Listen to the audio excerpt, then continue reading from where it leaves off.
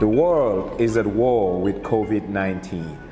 Gambia is also in the same fight. But unfortunately for Gambia, we have limited resources, hence the need for us to have preventive measures against getting infected.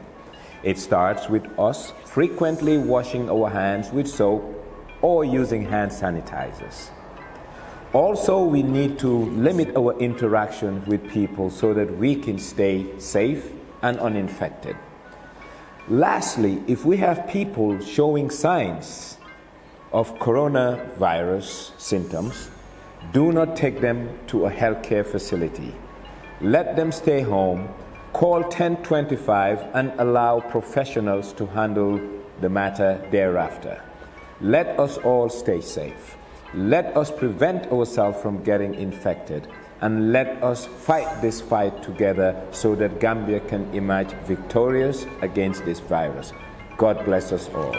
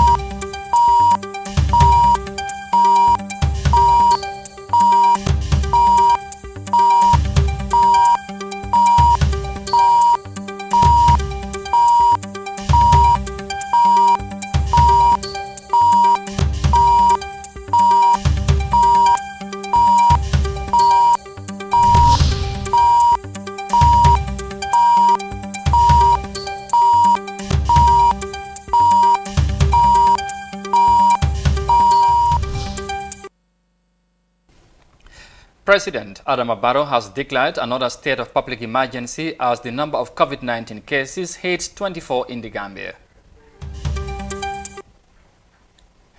The Kenyan airline industry is now shifting towards cargo service due to the impact of COVID-19. Mali began the use of drones to share awareness messages with the population to prevent the spread of COVID-19. This and more coming on The World Today.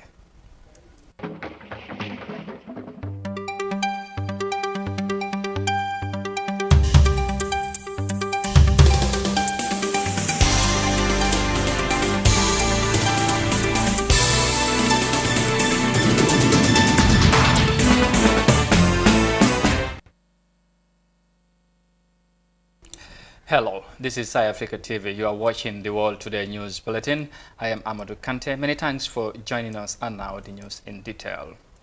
President Adama Barrow sought the state of emergency penalty after National Assembly dribbled around it for the 3 days in his fifth address to the nation on Tuesday. The president revived all emergency regulations that came along his earlier proclamation as measures to control the spread of the COVID-19. He noted that national interests should have been placed before individual differences. Let's have more details of that in this report. President Adama Barrow expressed regret that the National Assembly had failed to act on constitutional powers to support government's effort to combat COVID-19 as of Tuesday. The second ordinary session was convened to decide on the extension of the just-ended 45 days of public emergency, but lawmakers did not find enough merits on the motion tabled by the Justice Minister to warrant its approval. Few hours after the end of the parliamentary sessions, the President chose to apply his share of the 1997 Constitution. The 1997 Constitution has empowered the National Assembly and provided it with the responsibility under these circumstances to support government's efforts to combat COVID-19 under Section 34(5) of the Constitution. We regret, however, our August Assembly has failed to act on its powers. As a result, My government and I owe it to the people of this country to protect them from this grave danger. It is my duty to act, and it amounts to a deadly abdication of responsibility if I fail to take the right action in the face of an obvious threat to the lives of our people. On this line, Mr. Barrow declared a 21-day state of public emergency on condition that the National Assembly was on longer break.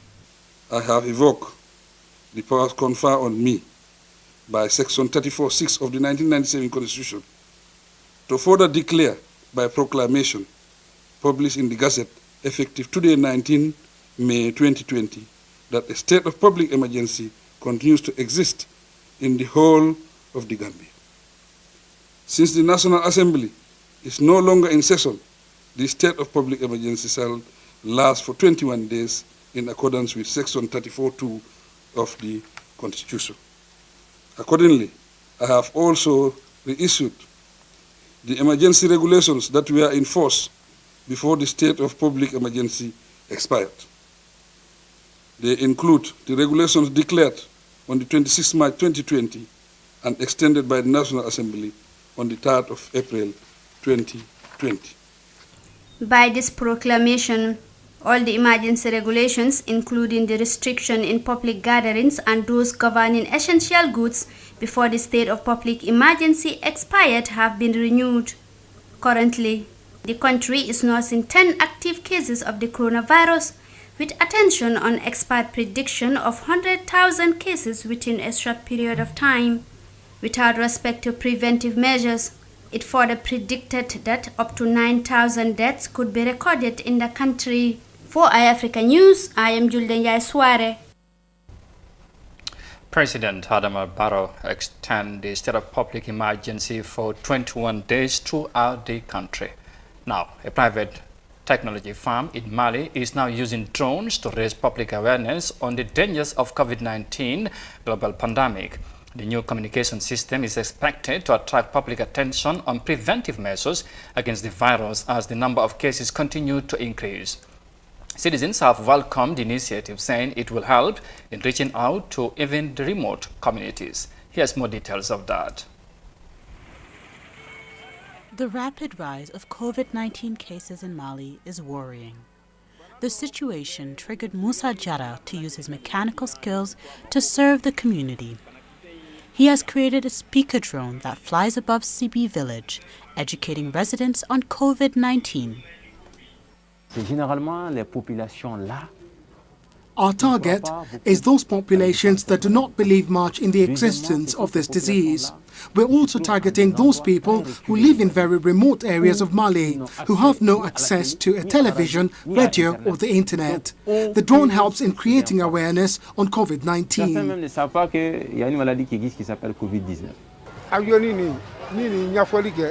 The small aircraft captures our attention because we have never seen it before.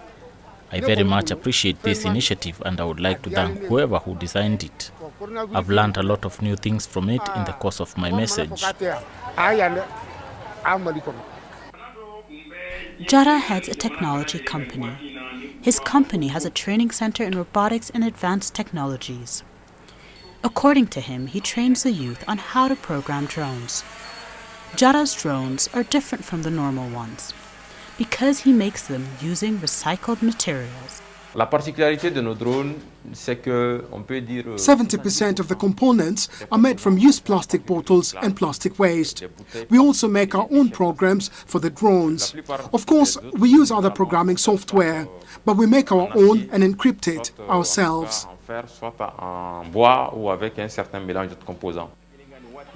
In the meantime, Jara continues to use his drones to encourage his fellow Malians to follow social distancing measures. And from that report, back home because the National Assembly in Banjul on Tuesday endorsed the appointment of the new ombudsman after a long period of scrutiny by the select committee responsible for appointment. The former West Coast Region Governor was nominated by the President, but his appointment was obstructed in April for what appeared a constitutional conflict. Let's have more details of that in this report. The National Assembly in Banjul has approved the appointment of a new ombudsman after 1 month of intense consultations around qualifications required for the office of the ombudsman. The nomination of Bakari Sanyang was rejected in April on condition that he was still serving as governor of the West Coast region. The issue of his appointment came after the Assembly ruled out a previous nomination by the President for the vacant post. Speaker of the House, Mariam Jagdeltin, recalled moments when the matter was referred to the Public Appointment Standing Committee. That the motion for the confirmation of the appointment of Mr. Bakari Sanyang as Ombudsman was tabled by Her Excellency the Vice President on Monday, the 6th of April 2020. This second nomination was made by His Excellency the President after the rejection of the earlier nominee in December 2019 by the National Assembly. The Vice President of the Republic of the Gambia, Aissatou Touré, admitted to having stumbles on constitutional provisions leading to consultation with the National Assembly for the final move. She asserted government's readiness to work in compliance with democratic principles in good faith. I wish to, on behalf of His Excellency President Barrow, to express appreciation for making this great decision today to endorse the appointment of Mr. Bakari Sanyang to the office of Ombudsman. I want to say thank you for the fact that everything that was done here was to ensure that we move procedures, make sure that procedures are followed. Of course, to err is human. And whatever shortcomings that might have resulted in us reaching up to this stage is not intended. But as we move and as we are evolving as a new democracy in which we want to follow procedures, we must be patient. We must be ready to engage constructively. And it was a very constructive engagement. The office of the Ombudsman is a critical post that holds the power to investigate, among others, allegations of maladministration, mismanagement, and corruption. The 1997 Constitution established the office of the Ombudsman in 1999 following approval by lawmakers in the House of the Representatives. Reporting for iAfrica News, I am Aminata Job. And that report there by Aminata Job. We will now take a break and come back shortly with the remaining of the story. Stay with us, we'll be right back.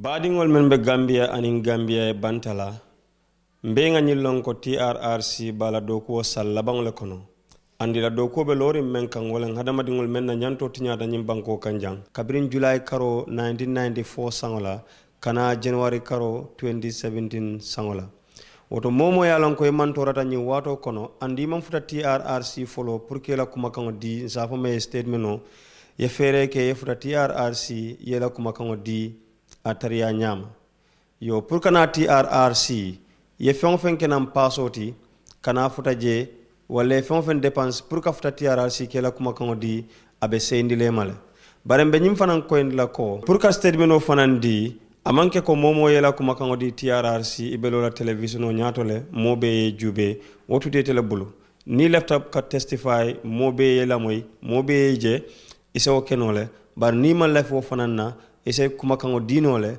ayatra molke kango moy barete nyaada jela nindu malla fo fanana ese sino inin commissional damma aliye kacha ayatra mote bole kalama andu nimme lafta kanyinke ese katoke yin telephone number kumandi pour ka TRRC sotono 7704988 7704988 wala 7415937 7415937 ala baraka mobe sadake TRRC dokot.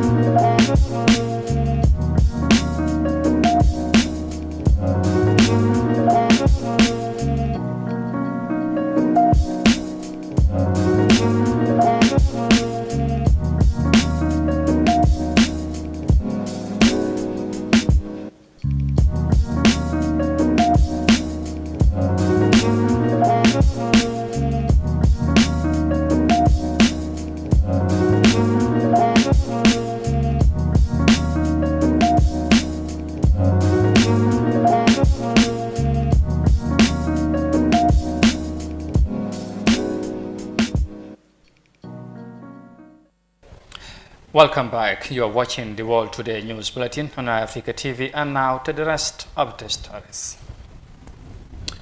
The appointment of members of the newly established Armed Forces Council could not proceed pending on scrutiny by the Public Appointment Committee of the Parliament. As the Assembly goes on break until mid of next month, a report featuring recommendations on the nominations tailored by the Executive will have to be considered by the whole House. Details of that in this report. The National Assembly has referred the motion for the appointment of members to the newly instituted Gambia Armed Forces Council to the Appointment Committee for further scrutiny. The request for confirmation of retired Colonel Alhaji Mohamedou Ndaw and Yusufa Babukar Diba, former Permanent Secretary at Ministry of Defense, as members of the Military Council was tabled before lawmakers by the Minister of Defense, Sheikh Omar Faye, on Tuesday. On the merits of the motion, according to the Defense Minister, is part of the ongoing efforts by the government to implement security sector reform on defense. It is my ministry's belief that the establishment of this council with this caliber of people will significantly assist in the oversight processes and democratic civilian control of the armed forces. National Assembly member for Kantora Bile G. Tunkara argued during the debate that appointment of members to the council is anticipated to fast-track what he called a slow motion of the country's security sector reform. There is a need for the establishment of this particular council in order to enable to expedite the security sector reform. And of course, the two persons in question, we couldn't agree with you more that they are qualified and they fit for this position. Going by the 1997 Constitution, Section 189, 2A, B, and C.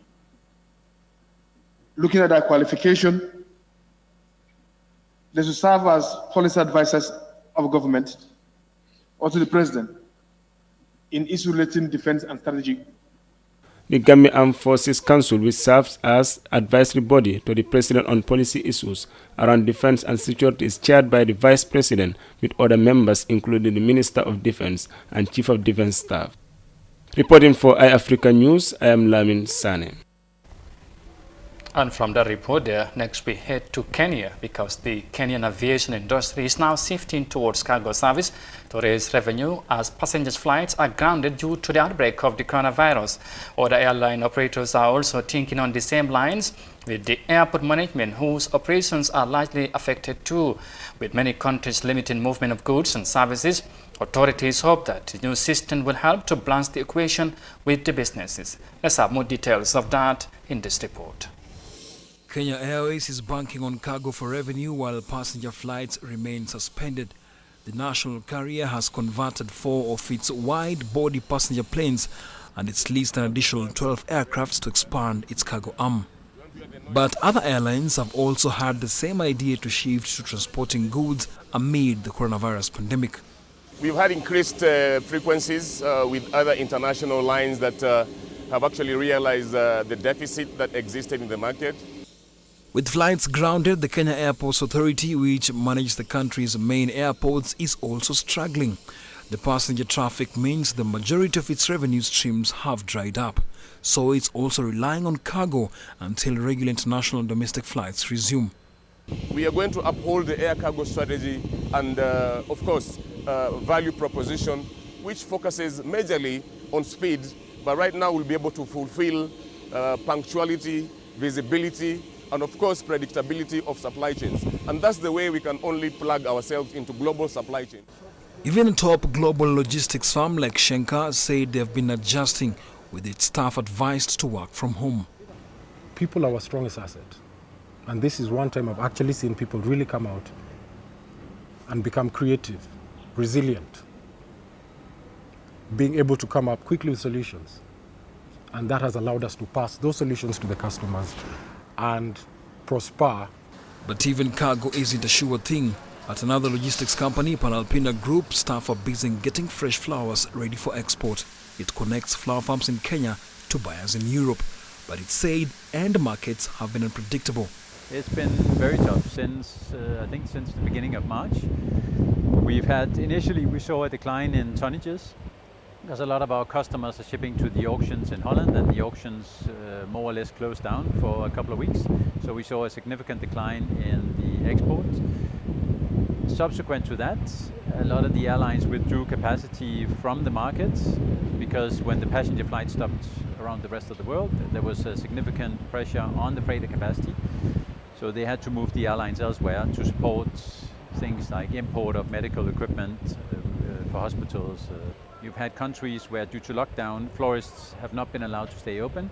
You've had countries where, because the florists couldn't stay open, the governments have prohibited sales of flowers entirely for a period of time. Just last year, aviation was touted as the key to unlocking Kenya's economy, accounting to 4.6% of GDP. But experts are predicting a slow recovery for the global aviation industry. And it's unclear how airlines will operate in a post-pandemic world if they manage to survive.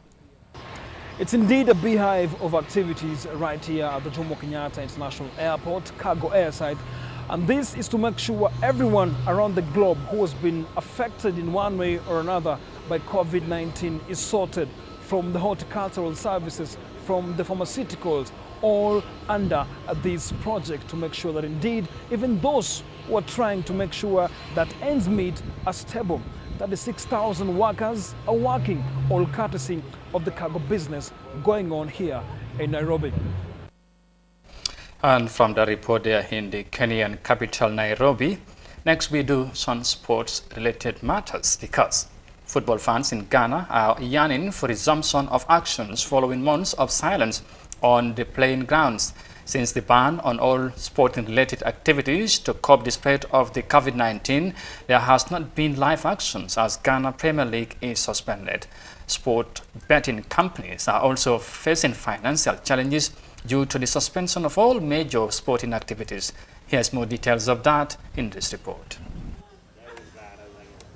This is how Ibrahim Nkansa whiles away time since the government banned all sports activities due to the coronavirus pandemic.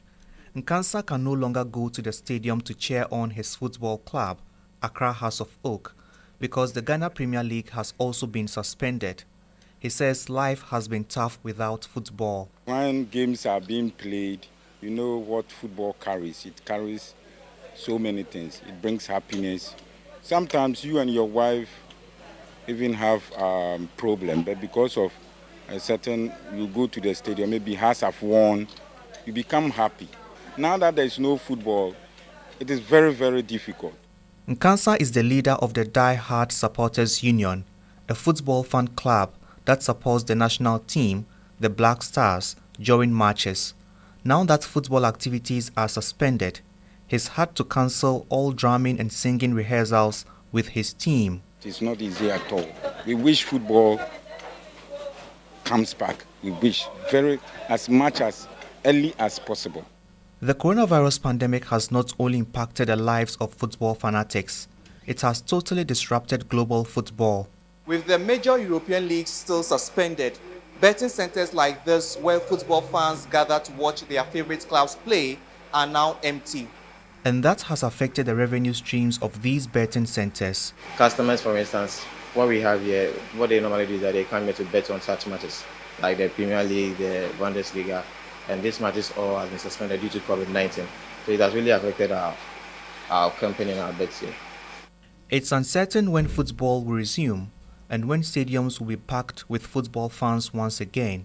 But Ibrahim Nkansa hopes it will be sooner rather than later, because he can't wait to get back to cheering his club.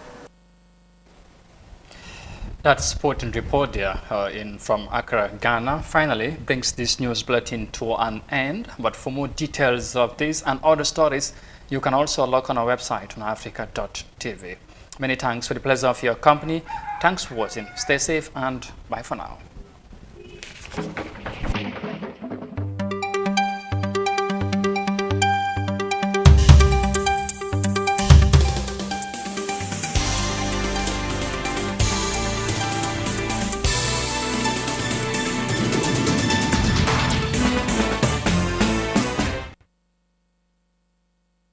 Have your say.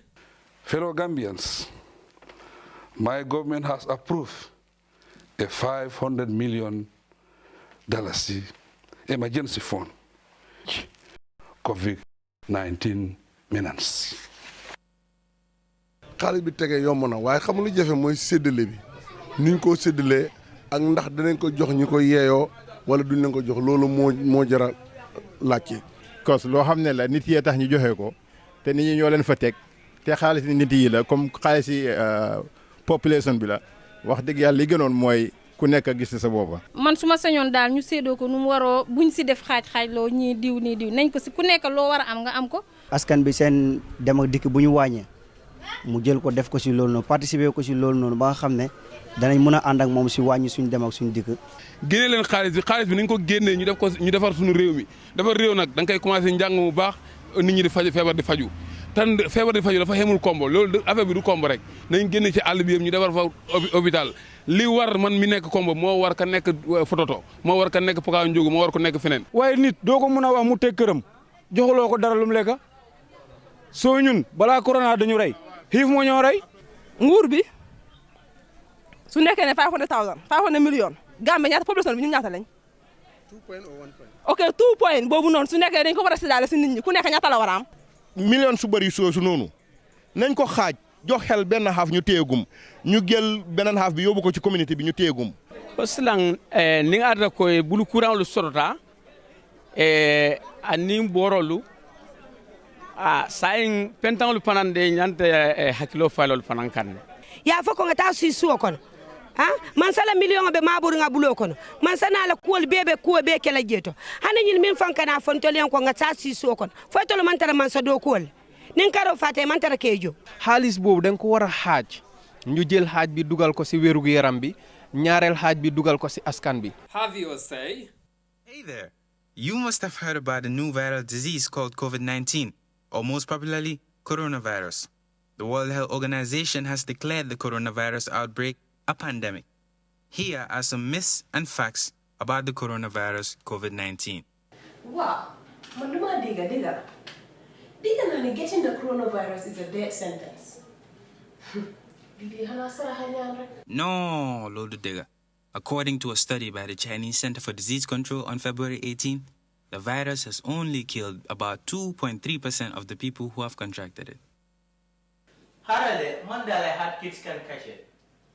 I'm afraid that's not true as well. Bro, hale, munna ko am? Boy, they gonna swami COVID-19. You will know. No. How would you know, my friend? COVID-19 causes a wide range of symptoms, which might resemble those of other respiratory illnesses. Plus, it takes about 14 days before the symptoms start showing, so it would be very hard to know if you had it.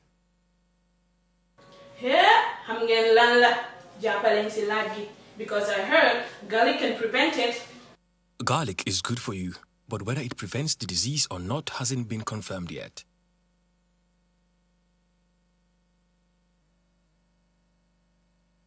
Bro, hey, must be monodla prevent from having the disease, okay? Bulna sabova.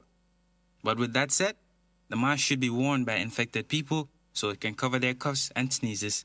It can also be worn by people taking care of and coming in close proximity with someone who's infected.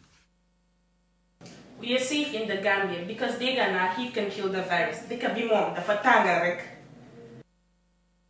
Sister, uyuma, ken hamangu ndax tangay bi dina rey virus bi wala dedet. Right now it's too early to tell if the heat kills it because studies are just on the way. Lidar lañ aar suñ boba rek. To keep the body in good health is a duty, and as Gambians, we know a healthy life is important to us as a country. Let us keep it that way. Please share this message with your friends and loved ones. May God continue to bless us. Do not be scared. Just take care. This message was brought to you by Spike Media and XT Expression.